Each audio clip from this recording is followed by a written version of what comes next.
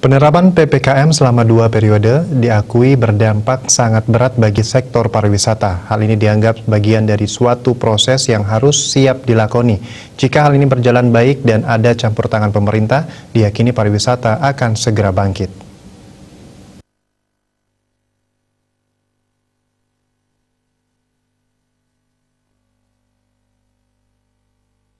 Optimisme ini diungkapkan praktisi pariwisata yang juga dokter bidang pariwisata, Wayan Duarte.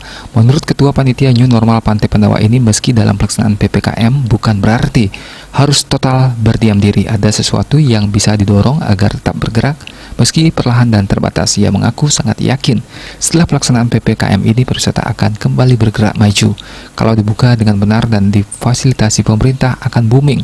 Orang lama tinggal di rumah ketika diizinkan keluar akan seperti air bah yang mencontohkan saat libur pergantian tahun padahal masih diperketat saja sudah ramai. Jika nantinya seperti yang dibilang Menparekraf, tiket disubsidi, penerbangan dipermudah, hotel juga difasilitasi dengan diskon, dia yakin untuk domestic market akan ramai kembali. Dengan langkah ini, dana pusat juga akan tersalurkan efektif. Masyarakat diminta menunggu beberapa saat lagi dengan sabar.